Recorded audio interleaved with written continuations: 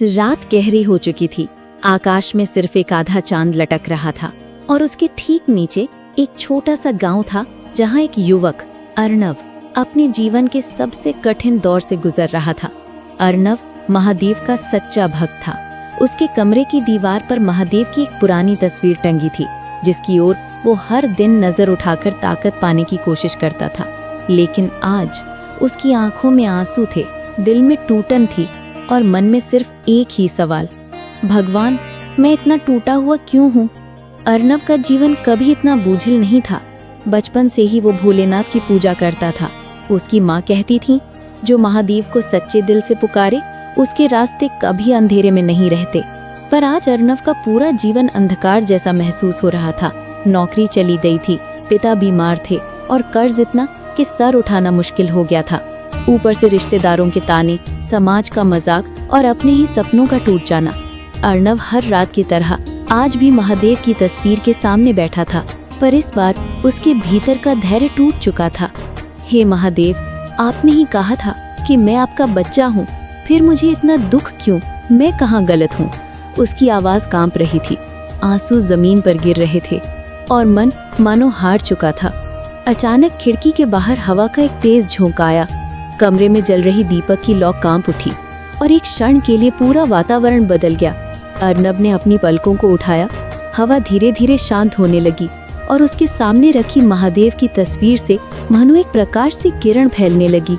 अर्णव के शरीर में एक अजीब सी ऊर्जा दौड़ गई और उसकी आंखें भारी होते होते बंद होने लगी, जैसे कोई उसे गहरे ध्यान में ले जा रहा हो। उसकी चेतना धुंधली होने लगी और अगले ही पल वो खुद को एक दूसरे लोक में खड़ा पाया। एक शांत सफेद धुंध से भरा स्थान। दूर एक विशाल पहाड़ी दिखाई दे रही थी और उसके शिखर पर बैठी एक आकृति, नीले आभा से जगमगाती त्रिशूल के साथ जटाओं में गंगा धारण किए स्वयं महादेव। अर्णव के कदम खुद ब खुद उनकी ओर बढ़ने लगे। हर कदम के साथ उसके दुख हल्के होते जा रहे थे। वो महादेव के सामने जा खड़ा हुआ। आंसू उसके गालों पर अभी भी थे, पर अब वे भय या टूटन के नहीं थे, वो भक्ति के आंसू थे। उसने कांपते हुए कहा, भोलेनाथ मैं थक गया हूँ, मैं टूट गया हूँ, मेरी राहें अंधेरी हो चुकी हैं, कृपया मुझे रास्ता दिखाइए। महादेव ने अपनी शांत आंखें खोली। उनकी मुस्कान में इतनी करुणा थी कि अर्णव की सारी पीड़ा उस एक क्षण में पिघलने लगी।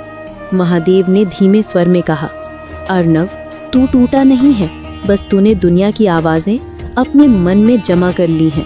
तूने अपने भीतर की शक्ति को भूल दिया है। जब भी तूने दुख देखा तो मुझे पुकारता रहा, पर क्या तूने कभी अपने भीतर छिपे हुए शिव को पुकारा? अर्णव ने चुपचाप गर्दन झुका दी। महादेव उठे और अपने हाथ को अर्णव के सिर पर रखा। दुख मैं देता नहीं, दुख तो जीवन देता है, पर शक्ति वो मैं देता हूँ। तूने ये समझ लिया कि कठिनाई तुझे गिराने आई है, जबकि सच्चाई ये है कि कठिनाई तुझे उठाने आई है। अर्णव की आंखों में आशा की चमक लौटने लगी, पर उसने परेशान होकर पूछा, भगवान लेकिन रास्ता कौन दिखाएगा? मैं अकेला कैसे लड़ूंगा? महादेव ने अपनी त्रिशूल की नोक जमीन में स्पर्श करवाई। एक प्रकाश का स्तंभ उठा और पूरे आकाश में फैल गया। अकेला? भोलेनाथ मुस्कुराए, तू कभी अकेला था ही नहीं, न आज है न कभी होगा।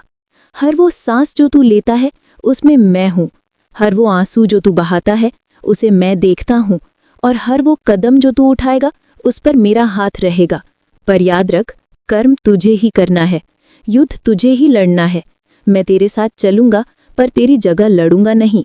अर्णव की आंखें भर आई, पर इस बार आंसू कमजोरी के नहीं थे, ये आंसू एक नए विश्वास के थे। महादेव ने आगे कहा, जो कुछ तूने खोया है वो तेरी परीक्षा थी, जो कुछ तू पाएगा वो तेरी जीत होगी। तू जिस रास्ते पर चल रहा है उस पर अंधेरा इसलिए है क्योंकि तू ही उस रास्ते की पहली रोशनी बनेगा। अर्णव के भीतर एक नई आग जलने लगी।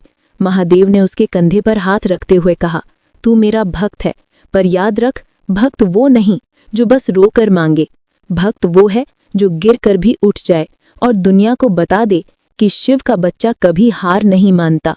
धुंध धीरे धीरे फीकी पड़ने लगी। महादेव की छवि दूर होने लगी। अर्णव ने हाथ बढ़ाकर कहा, मत जाइए महादेव, कृपया। महादेव की आवाज गूंजी, मैं कभी दूर नहीं जाता अर्णव, मैं बस तुझे तेरी शक्ति याद दिलाने आता हूँ। अब उठ और अपने जीवन को फिर से बनाना शुरू कर, तेरा समय आ गया है। और अगले ही पल अर्नव की आंखें खुल गईं। वो अपने कमरे में था। दीपक अब शांत था, हवा रुक गई थी, पर अर्नव के भीतर तूफान थम चुका था। उसके चेहरे पर बरसों बाद एक दृढ़ता की चमक थी। वो उठ खड़ा हुआ, महादेव की तस्वीर के सामने हाथ जोड़कर बोला, मैं तैयार हूँ भोलेनाथ, अब मैं हार नहीं मानूंगा। और उस रात पहली बार अर्नव को अपने दुख हल्के महसूस हुए, क्योंकि वो जानता था महादेव उसके साथ हैं, और जब भगवान साथ हों तो कोई भी अंधेरी राह हमेशा रोशनी तक ले ही जाती है।